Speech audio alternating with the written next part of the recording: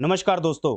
Git series की पिछली video में हमने गिटहब से रिपोजिटरी क्लोन करके ऐड, कमिट, पुश और पुल का कंप्लीट वर्कफ्लो समझा था।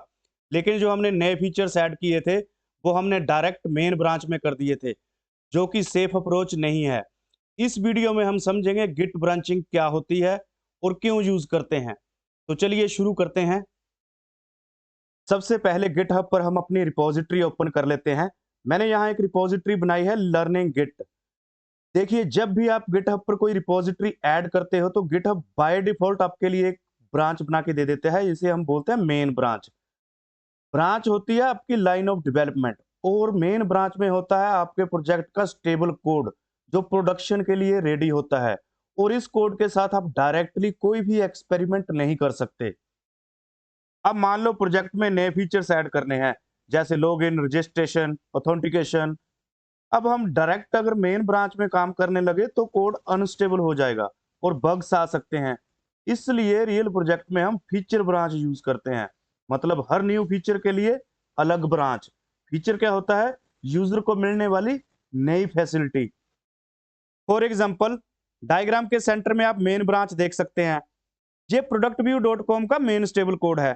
अब मान लो डेवलपर वन को लॉगिन का फीचर बनाना है, तो डेवलपर वन क्या करेगा? मेन ब्रांच से एक नई फीचर ब्रांच क्रिएट करेगा, फीचर लॉगिन। और इस फीचर लॉगिन ब्रांच में सिर्फ और सिर्फ लॉगिन के रिलेटेड ही कोड होगा। अब सेम टाइम पे डेवलपर टू को रजिस्ट्रेशन का फीचर बनाना है, तो डेवलपर टू भी क्या करेगा? मेन ब्रांच से एक नई फीचर ब्रांच क्रिएट करेगा, फीचर रजिस्ट्रेशन। अब दोनों डेवलपर एक ही प्रोजेक्ट पे काम कर रहे हैं, पर अलग अलग ब्रांचेस बना के।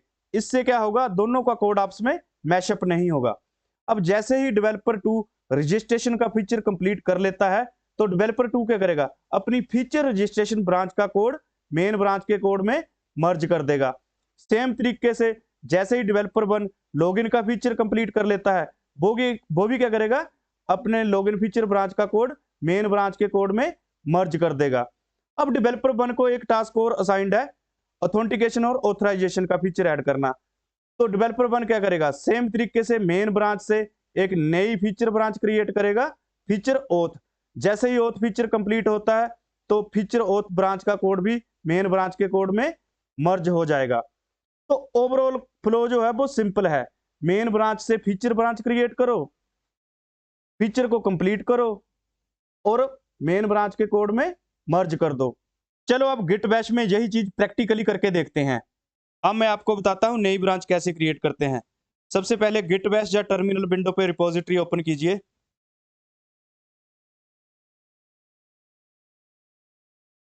अब यहाँ पे जो हमारी सिलेक्टेड ब्रांच है वो है मेन ब्रांच। अब हम मेन ब्रांच से नई फीचर ब्रांच बनाएंगे। अब सपोज करो हमने जो फीचर ऐड करना है वो है लॉगिन का, तो हमारी ब्रांच का नाम भी क्या होगा? Feature login. तो जो कमांड यूज होगी वो होगी गिट चेकआउट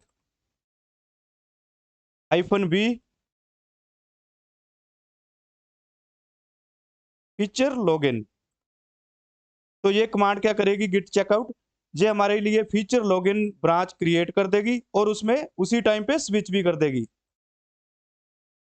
तो यहाँ पे मैसेज आ चुका है, switch to a new branch feature login. अब हमने नया फीचर ऐड करना है। मतलब वैसे हम यहाँ पे कोई कोडिंग नहीं करने वाले हैं, तो मैं एक फाइल ऐड कर देता हूँ login.html।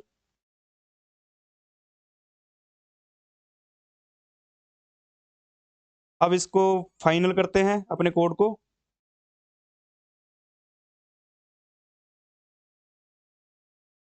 अब इस कोड को अपनी इस जो नई ब्रांच हमने बनाई है जहाँ पे इसको कमिट कर देते हैं। ये मैं आपको पहले भी बता चुका हूँ।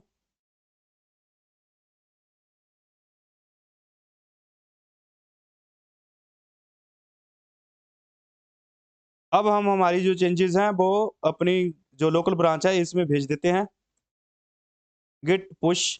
अब जैसे ही हम न्यू ब्रांच क्रिएट करते हैं तो हमें, वैसे तो हम गिट पुश करेंगे तो हमारा सारा कोड, जो हमारे जो चेंजेस होंगे, हमारे हमने कमिट किए होंगे, वो हमारी लोकल रिपोजिटरी में चले जाएंगे। लेकिन जब आप फर्स्ट टाइम ब्रांच क्रिएट करते हो और पहली चेंजेस भेजते हो तो आपको ओरिजिन बताना पड़ता है। तो हमारे केस में क्या होगा? Git push origin.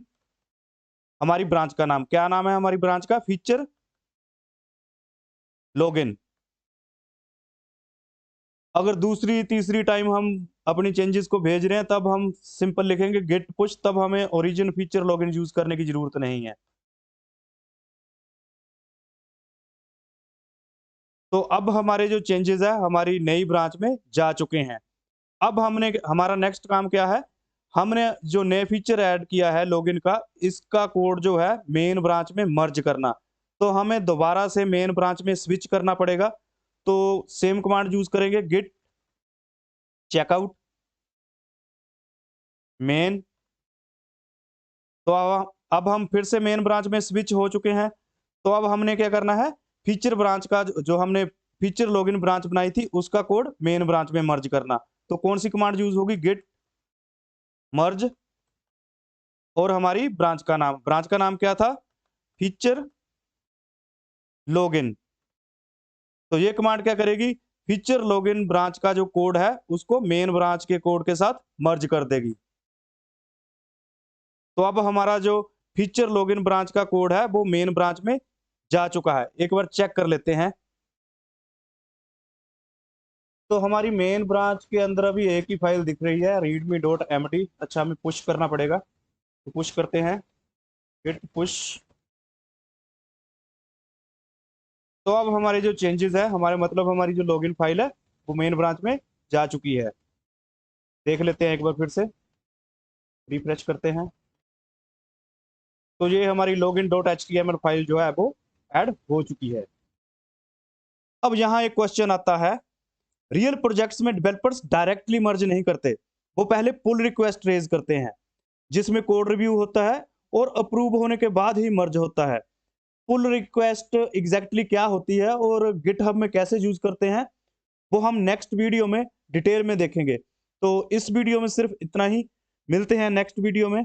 या happy coding and thanks for watching.